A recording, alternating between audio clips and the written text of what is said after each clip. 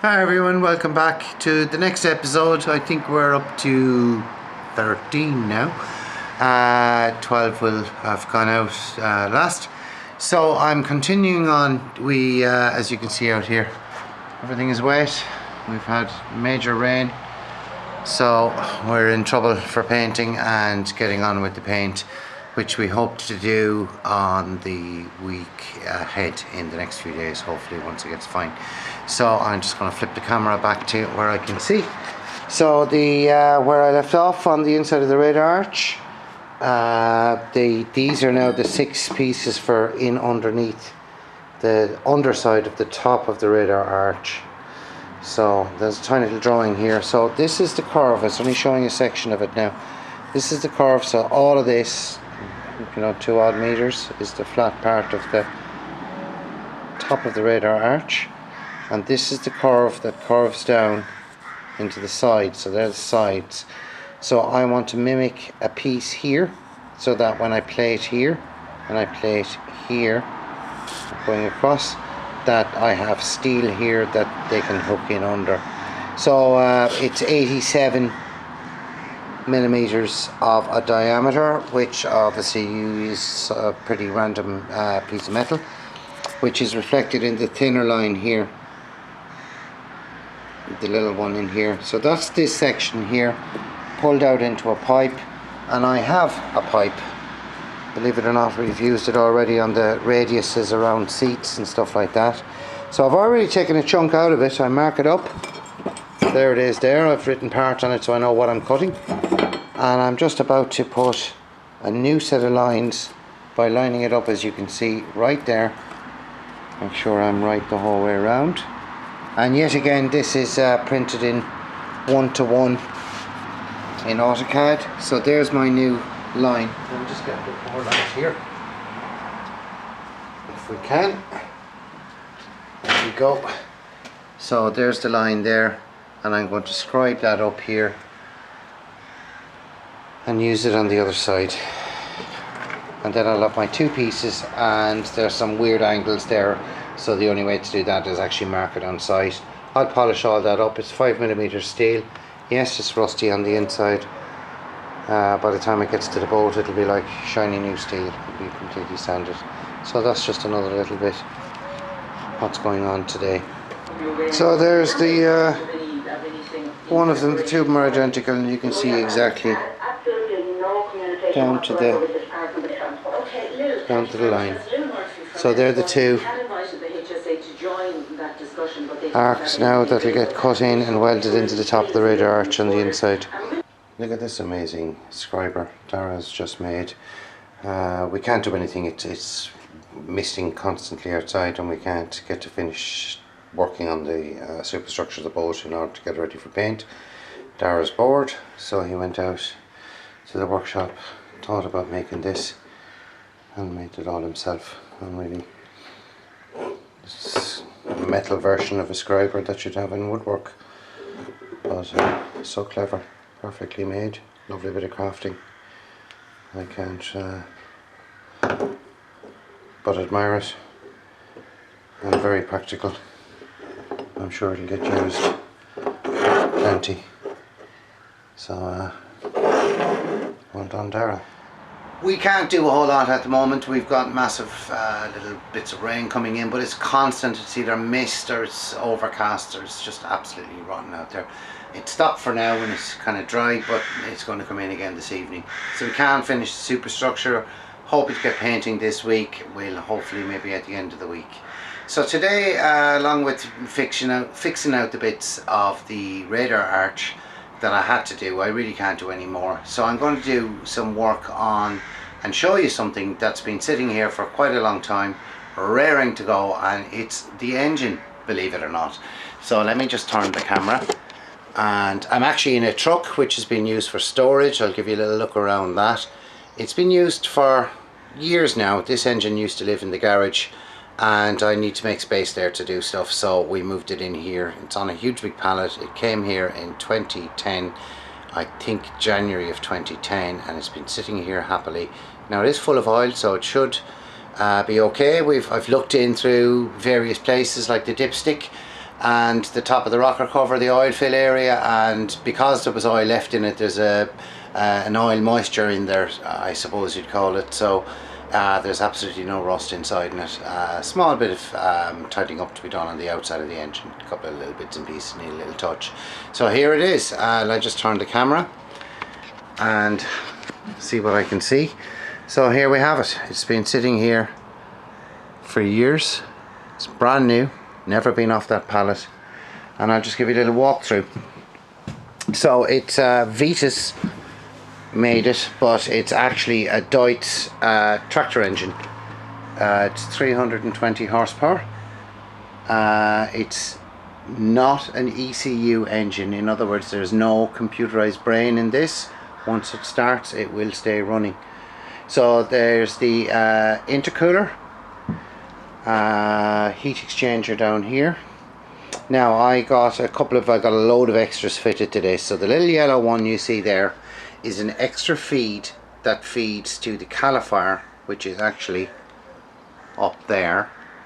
So I can use one circuit of that, and also ignore the hot tank beside it, the green one. That's part of that's scrap from the actual house, but that's the actual caliper. It's got an element in it and everything, and it can also be heated off the diesel fired water heating system, which will be the heating and hot water system. So we also have a second alternator. That's 130 amps. The standard one is 65 or maybe 70. I think it's 65. That's the one that comes with it. This I got put on as an optional extra.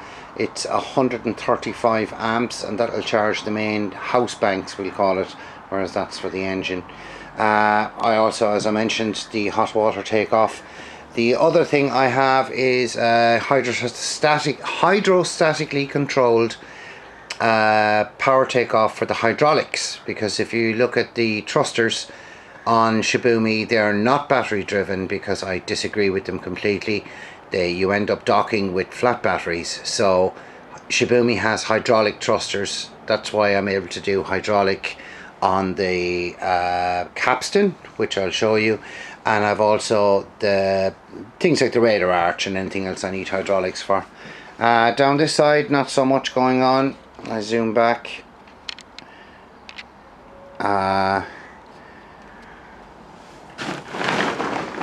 Clamber around here. There's the exhaust outlet, and a ZF gearbox fitted, oil cooled, to a little heat exchanger or an oil exchange changer there through the actual internal system of the boat. So the gearbox is hydraulically via oil cooled in through here. There's the hydraulics again, oil filter, fuel filter ahead of it, spare alternator, and the air breathing system is in here. So as you can see, even it's got its warning labels on it. The dipstick itself, believe it or not, they give you the quantity to put in, but it's actually not even calibrated. Like, try and keep the camera steady. They actually tell you there's a big note here, and I have all the documents inside. So as you can see, there's no upper and lower line there. We have to mark those. We have to put in an exact amount of oil into it, and then, so I'm trying to do this and look at the viewfinder.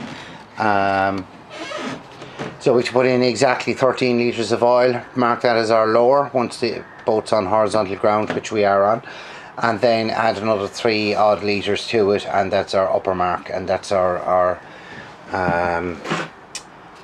upper and lower marks. So there are the 2 alternators there. So now, to get this into, I have some crane companies coming, they'll be mentioned, and obviously this is going to be, you know, videoed when it does come. In about 3 weeks time, I'm intending to put this into the boat. I have someone coming to look and see how it's going to get in.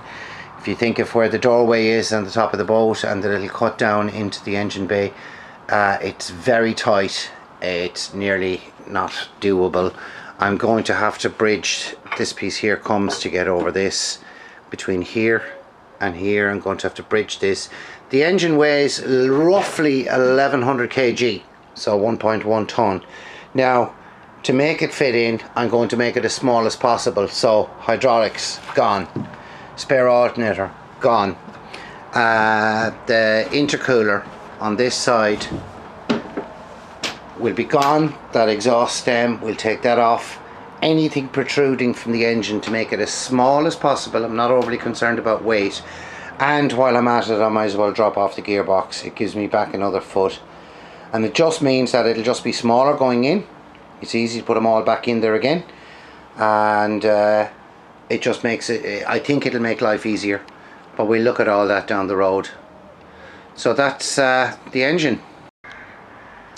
So just going to give you a very small tour of what we actually have here already waiting to be installed. 130 meters of category A, in other words listed as certified for the length of boat I have for a category A boat, not a category B. Shibumi's full ocean going. So that's 130 meters, which is the minimum regulation. Well, not the minimum, but it is the regulation that you need to have. That's what we have. At some stage we'll pull those out and we'll put paint on them so we know how much chain we've painted, but there will be a counter on the capstan, so we will know to the millimeter how much is out. The capstan, Vitas product again, hydraulically controlled, can lift nearly 4 tons I think, and that's obviously been sitting here a while, so you can see it roughly in its orientation. In the box there, I'm not going to go rooting in, there is a huge big tank with all the solenoids. Maybe the light will get it, maybe the light will come right. Yeah, you can kind of see it there. I won't stay in here too long, it's too dark. Hydraulic control and a myriad of, that's the back thruster. This is the Homo, I'm just using my foot to use it. The Homo kinetic shaft coupling, along with these parts here, all to go in. And that's the bow thruster there, sitting there. We'll tidy all that up. It's just a little bit of corrosion. It's going to be no worse than what you'd see when it's installed. Mind you, it'll actually be in better condition when it's installed. It'll be totally dry. We even have wiper arms, the stanchions, thruster controls, various bits and pieces, and hopefully these shelves will get empty, and then when this truck is empty it'll be scrapped. It's purely a shed. Inside that box there, I'm not going to root it out. You can see the end of the shaft there. I'll zoom in.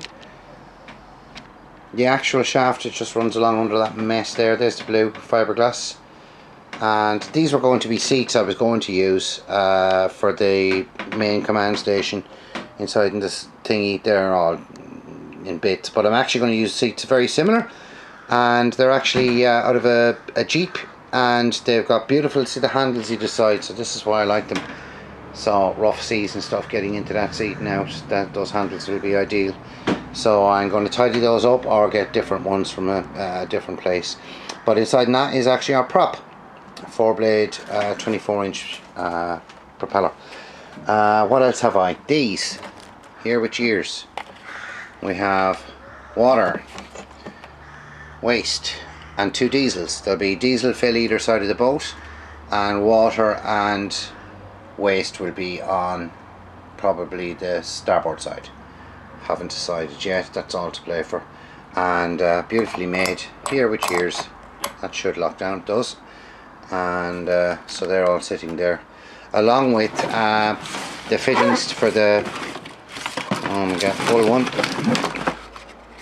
for the railings, so I can actually thread them down in stainless steel threads down into the top rather than welding them on directly. I've got straights, angles, I've enough to make the whole railings. What else is there? That's really it. There's boxes of stuff there. There's another thruster in underneath there. And somewhere in here are all the controls for the steering pumps. We have 2. There we go, 2 steering pumps, upper and lower control. And also in there, sorry the pictures aren't going to be great, the controls for the engine, the upper and lower controls for the engine, dash, you know, key, ignition, rev counters, all that. So that's really the tour. So I'm going to strip the engine down later on today and see how much I can make it, just how much smaller I can make it, and then we'll be in a better place then to get it in.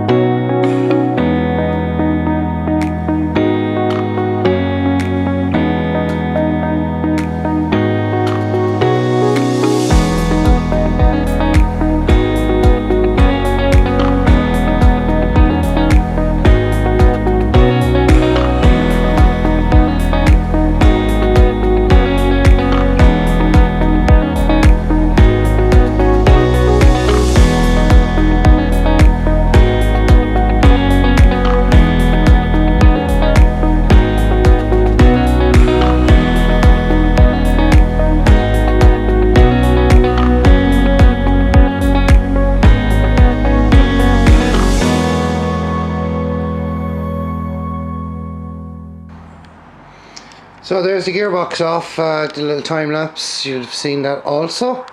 So that's about as small as I can actually make the engine now.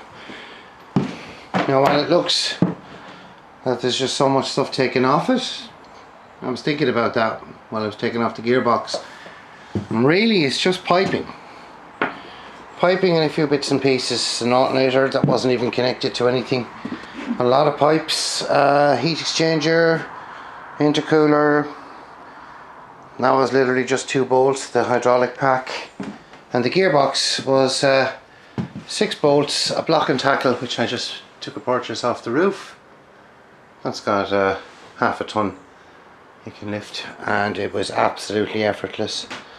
Haven't even disturbed the oil cooler or anything, literally just unbolted the bracketry and broke 2 cable ties in the just here, holding this onto the back of the air filter bracket, which will be replaced.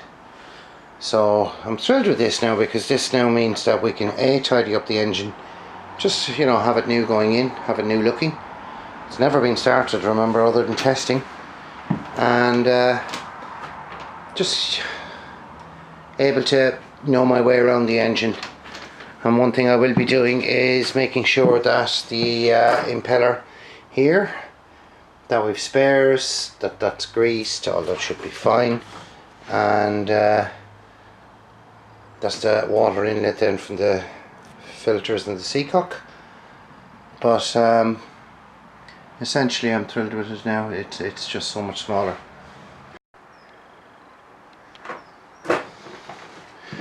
So now that the engine has gotten smaller and the gearbox is still there, sorry about the movement here, I showed you this hours ago, which used to pick up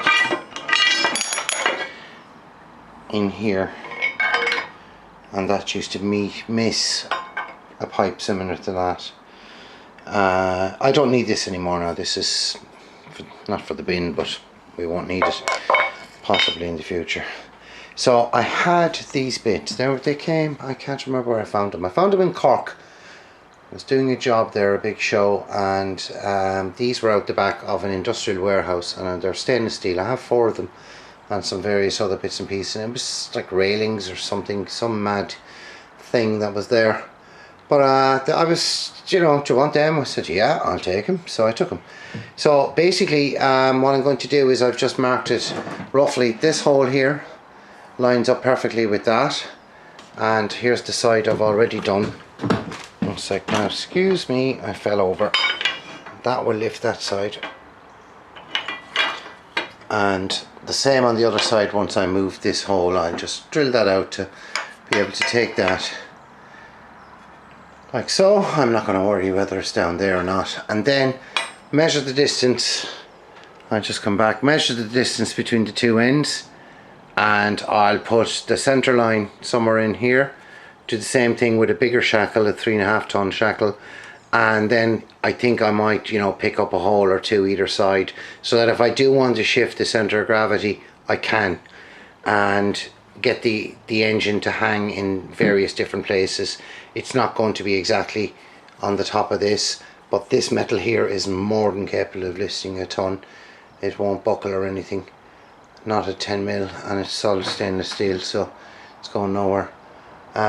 Worst case scenario, if we do find there's a flex in it when we lift it, I won't be long welding a little seam along there to stop it deflecting. So I'm going to work on those now for the evening, because then I'm ready. Once the crane people come and have a look at it, we can decide how it's done. And I'm lifting both points of the engine bang on over the middle, because it's going left to right over the rocker cover. So we're literally in the centre of the engine, so we've some hope then of getting it to come into the boat, into the little hole. So there we go.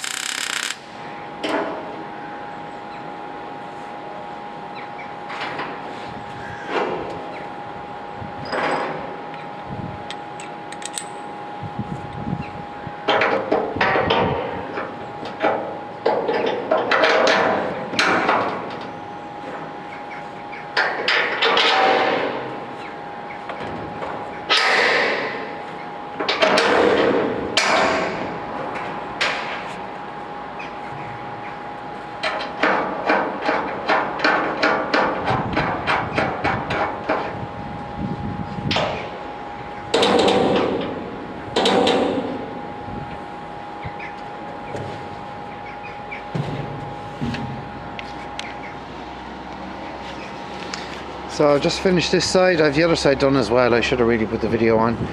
So you can see now we have, I'll show you on the other side.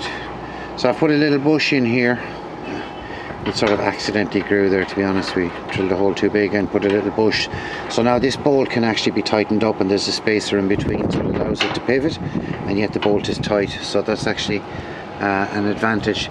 The couple of millimeters, if you remember, on the edge of this down here, looking down there, yeah, I see it.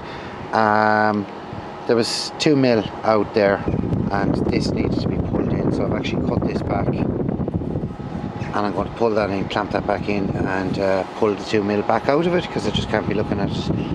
And so now, here we go. So you can see now it's all beefed up. Some very heavy metal gone in there, fully welded. Bit of tidying to do. And I also strapped it into the back part of it. You see the little strap there going in, there we go. It goes in there as well, and I got a bit of weld in there as well, a bit awkward. But essentially the whole thing is just full up now. And the other side is done as well. I won't show it you, it's just repetitive, but basically there it is, and I'm going to test it now.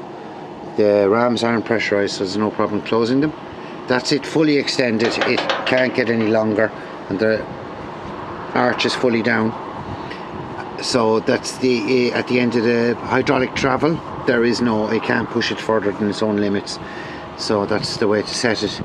So I'm going to stand it up now and see how that works, and see how much, just make sure that everything lines up the way it should do. I have the little slot cut out for the total movement of the, I'm going to round those, of the ram in its up and down position. It doesn't move a whole lot, that line doesn't change a whole lot, so it just leans in more towards the hinge a little bit. So that's it. Quite pleased with that. So there's the other side. That's done. So the next thing I'm going to do now is finish out all the little parts that are going into the inside of the red arch. So you saw me make these the other day, and they're going to sit in there like so. So just to mark those, and as if by magic, here's one I made earlier.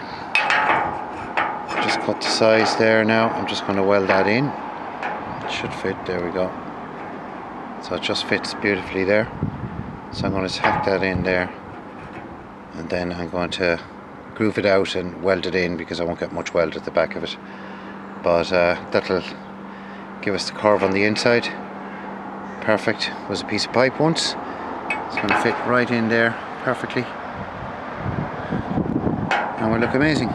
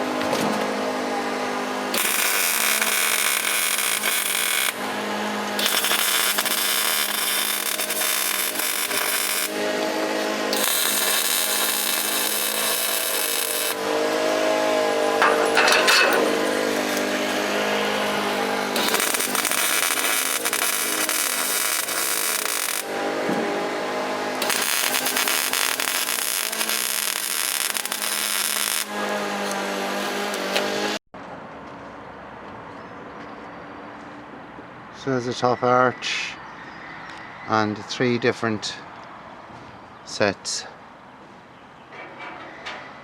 of the hydraulic ram, and we also have all of the, oh wait for the light, come on light, there we go, they're all in double. That's the center line there, the stand that's holding up, double there, and a single there, the other arch, and the 3 sets of them, and the ram. So that's the flybridge essentially finished now. It can be sanded up, a little bit of grinding to do up there, and then it can be painted once we get the weather. So that's it.